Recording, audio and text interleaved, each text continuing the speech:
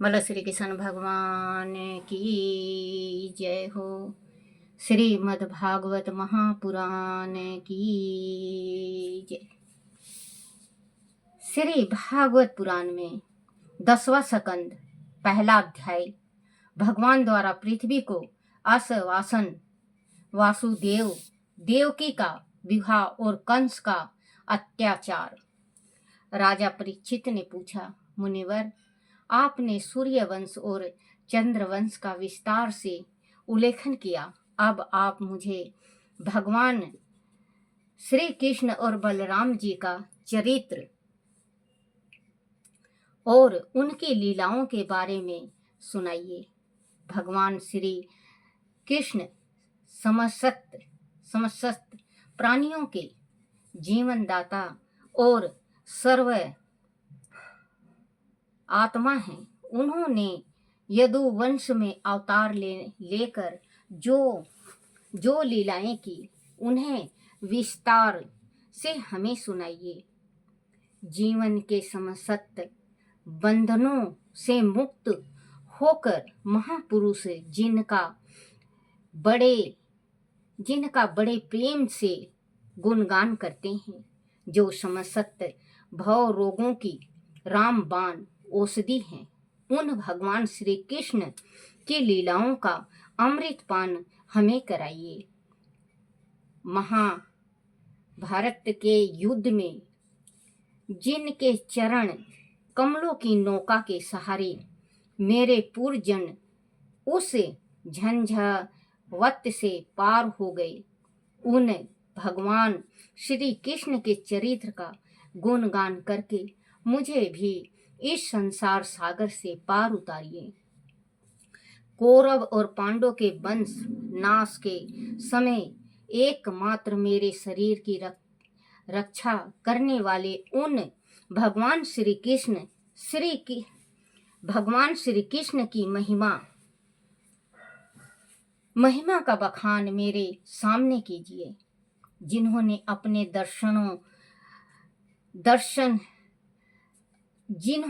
अपने सुदर्शन चक्र से माता के गर्भ में मुझे जीवन दान दिया। मुनिवर, वह श्री कृष्ण मेरे कुल देवता हैं, मेरे इष्ट हैं। मैं अपना वह तुच्छ जीवन उनकी शरण में रख कर आपसे प्रार्थना करता हूँ कि मुझे उनकी मधुरय पूर्व लीलाओं से अवगत कराएं। भगवान आपने श्री बलराम जी को पहले रोहिणी का पुत्र बताया, फिर आपने देवकी के पुत्रों में भी उन्हें बताया। वह कैसा कथन है मुनिवर? एक ही व्यक्ति दो शरीर धारण किए बिना दो माताओं के गर्भ से कैसे जन्म ले सकता है? असुरों को भी मुक्ति देने वाले और भक्तों को अपना हार्दिक प्रेम देने वाले भगवान वासुदेव अपने पिता का घर छोड़कर ब्रज में क्यों चले गए थे? नंदगांव और गोकुल में भगवान श्री कृष्ण ग्वाल बालों और गोपिकाओं के साथ कहाँ रहे थे? वहां उन्होंने कौन कौन सी लीलाएं की? मुनिवर, उन्होंने अपने मामा कंस को क्यों मार डाला? उन्होंने ब्रज भूमि छोड़कर द्वारका में क्यों और कितने बरस तक निवास किया था? उनकी कितनी पत्नियां थी? मुनिवर, मैंने अन्न तो क्या जल का भी परित्याग कर दिया है। मैंने मुनि के गले में अज्ञानता के कारण मृत्यु शरप डालने का जो जंगम पाप कर्म किया था, उसके कारण मेरी भूख प्यास नष्ट हो गई है, क्योंकि अब तक आपने जो अमृतवाणी वचन मुझे सुनाई है, उनसे ही मैं तृप्त हो रहा हूँ। फिर भी भगवान श्री कृष्ण की माई लीलाओं को सुनने की मेरी प्यास अभी भी बनी हुई है। मुनिवर मेरी जिज्ञासाओं का समन करके मुझ पर कृपा कीजिए। बच्चों, इंसान गलती तो कर देता है, बहुत ज्यादा फिर पछताता है। मुनि के गले में अगर सर्प नहीं डालते ये राजा, तो बच्चों इनका कोई कुछ बिगाड़ नहीं सकता था, क्योंकि जो ये आप मृत्यु आई इन पे, तो ये सर्प डालने से आई। क्योंकि कहते हैं होनी को कोई नहीं टाल सकता बच्चों। होनी ते होके रहे, अनहोनी ना होए। क्योंकि अनहोनी कभी नहीं लाना चाहिए। होनी तो देखो, जो बेमाता लिख देती है अपने किस्मत में, वो होना ही होना होता है।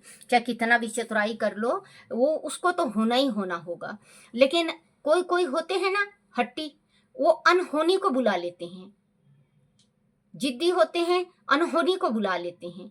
तो बच्चों, ऐसा भी जिद और ऐसा भी हट अच्छा नहीं होता, जो कि हमारा घर उजाड़ दे, हमें बर्बाद कर दे, हमारे भाइयों को तबाह कर दे।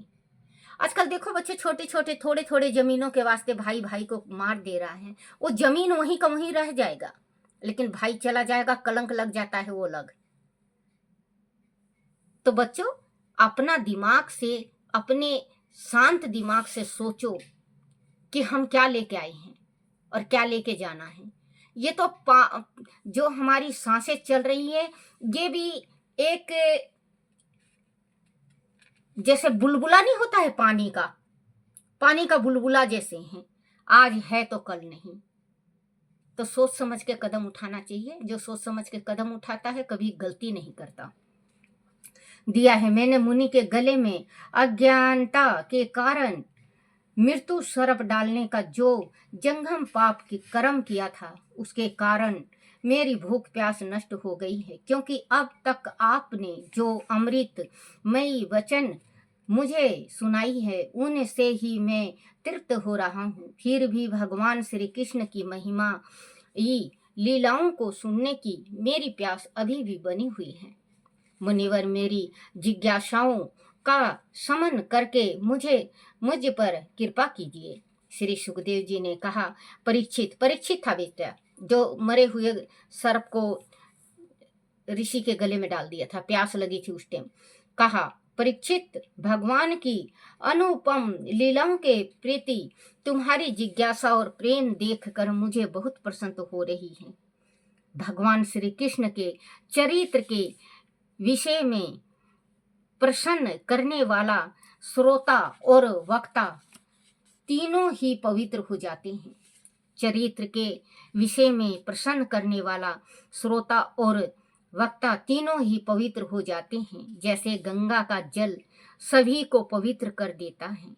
राजन, द्वापर युग में लाखों दैत्यों और अहंकारी राजाओं ने पृथ्वी पर रहने वाली प्रजा को भयभीत कर रखा था। उनमें से त्राण पाने के लिए पृथ्वी न गो का रूप पाने के लिए पृथ्वी ने गो का रूप धारण किया और ब्राह्मण जी के पास जाकर उनसे अपनी करुणा कथा सुनाई।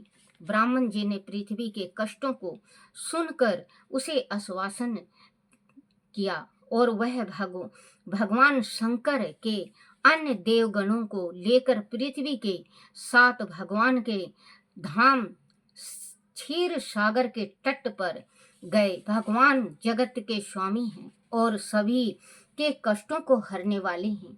ब्राह्मण जी ने भगवान की स्तुति करके पृथ्वी के कष्टों की कथा उन्हें सुनाई। तो भगवान ने उनसे कहा, ब्राह्मण जी, पृथ्वी के कष्टों के विषय में मुझे ज्ञात है। मैं शीघ्र ही यदुकुल में जन्म लूंगा। उस समय सभी देवगण अपने अपने अंश से महाग्वाल बाल और गोपियों के रूप में जन्म लेंगे और मेरी प्रिय माया श्री राधा की सेवा के लिए तैयार हो जाएगी।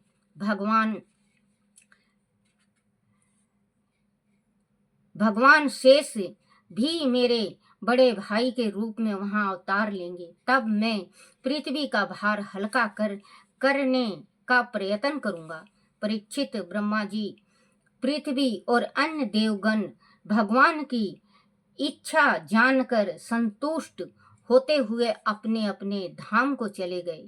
उन दिनों मथुरा राज में यदुवंशियों का शासन था। मथुरा के राजा उग्रसेन थे और उनके मथुरा मंडल तथा सूर्यसेन मंडल का शासन यदुवंशी राजा सूर्यसेन करते थे। सूर्यसेन ने अपने पुत्र वासुदेव का विवाह महाराजा उग्रसेन के भाई देवक की पुत्री देवकी से किया था। विवाह के उपरांत वासुदेव अपनी नवविवाहित पत्नी देवकी को विदा करके ले जा रहे थे। अपनी चचेरी बहन देवकी को प्रसन्न करने के लिए महाराजा उग्रसेन के पुत्र कंस, देखो बच्चों, चचेरी बहन थी ये, वो ताया का लड़का था। जो कंस था सगा भाई नहीं था। पत्नी देवकी को विदा करके ले जा रहे थे।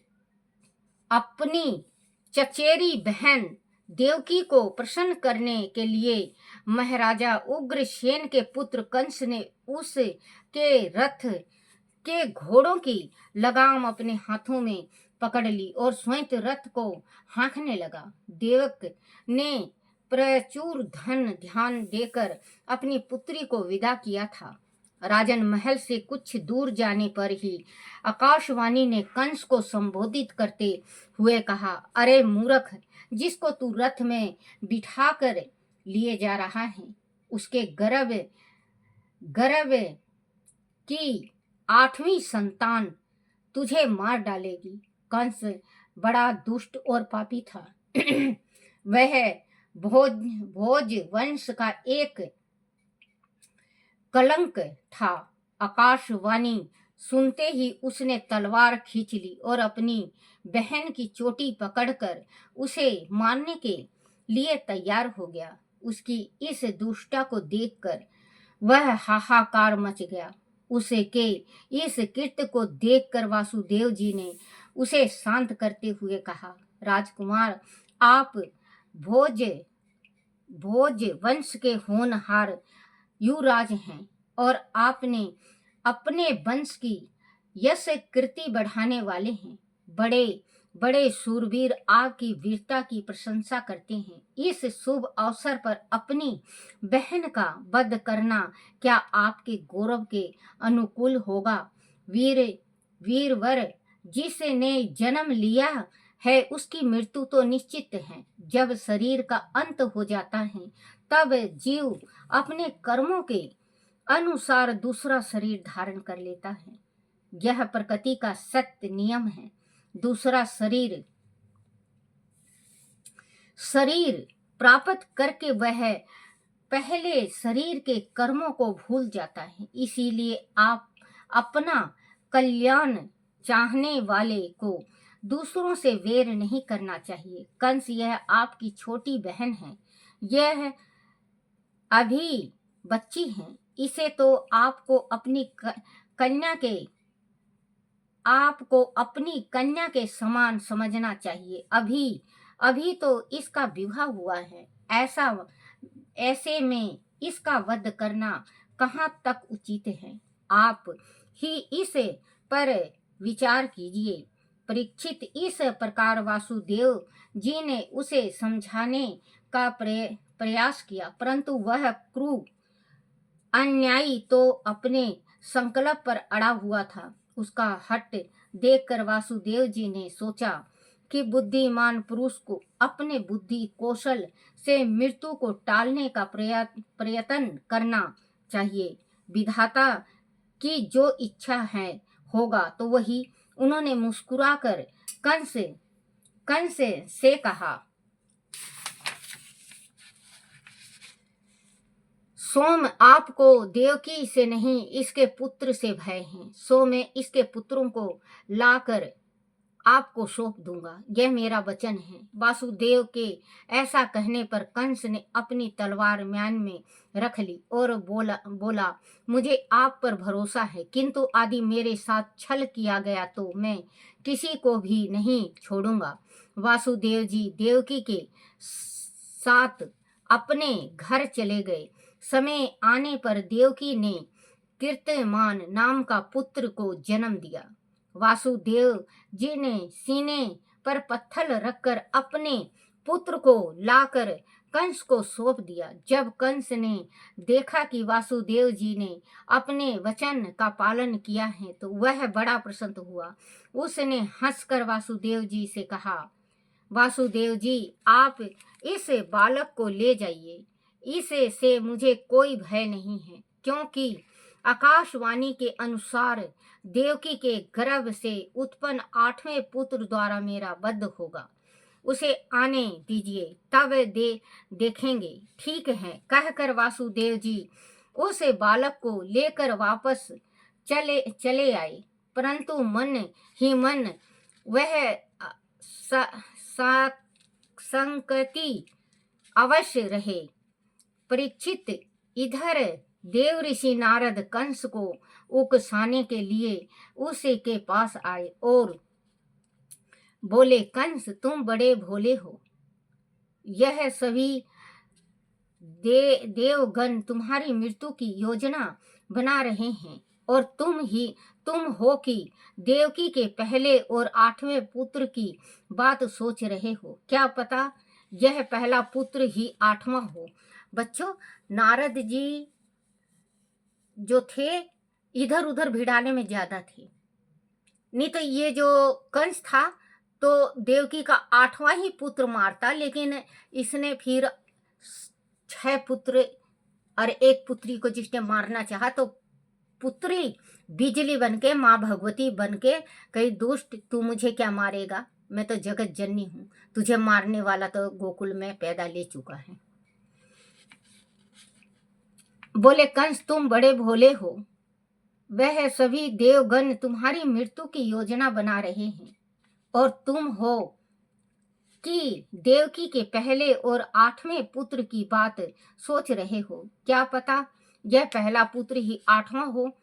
पीछे से गणना करने पर यही 8वां बैठेगा। ऐसा कहकर नारद जी उनके मन में संदेह पैदा करके चले गए। उसने तत्काल अपने सैनिकों को भेजकर वासुदेव और देवकी को बंदी बनाकर बुला लिया और उन्हें बंदी गृह में डाल दिया। उसने पहले वाले पुत्र के साथ साथ जो भी पुत्र होते गए उन सभी को मार डाला। उसे शंका बनी रहती कि पता नहीं कौन सा बालक विष्णु का अवतार बनकर आ जाएगा।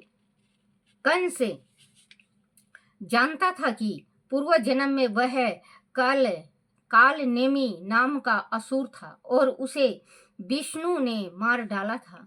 उसने भयभीत होकर विरोध करने वाले अपने पिता उग्रसेन को भी बंदी गृह में डलवा दिया और स्वयं मथुरा का शासक बन बैठा। उसने घोषणा कर दी कि उसके राज्य में जो भी नवजात शिशु दिखाई दे उसे तत्काल मार डाला जाए।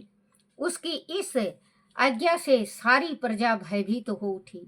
उसके अत्याचार दिन प्रतिदिन बढ़ने लगे। बोलो श्री कृष्ण भगवान की जय हो। श्री कृष्ण गोविंद हरे मुरारी, हे नाथ नारायण वासुदेवाय, हे नाथ नारायण वासुदेवाय, हे नाथ नारायण वासुदेवाय। श्री कृष्ण गोविंद हरे मुरारी, हे नाथ नारायण वासुदेव। आरती श्री भागवत भगवान की है आरती, पापियों के पाप को है तारती। आरती श्री भागवत भगवान की है आरती, पापियों के पाप को है तारती। बोलो श्री कृष्ण भगवान की जय हो। अपने अपने माता पिता की जय हो। अपने अपने गुरुदेव महाराज की जय हो। हे मेरे कान्हा, हे मेरे बंसी वाले, हे मेरे गिरधारी गोपाले, मेरे से कोई गलती हो जाए, कोई भूल रह जाए, कोई टूटी रह जाए, मुझे क्षमा करना, क्षमा करना, क्षमा करना। बोलो श्रीमद् भागवत महापुराण की जय हो। छोटे छे लड्डू गोपाल की जय हो।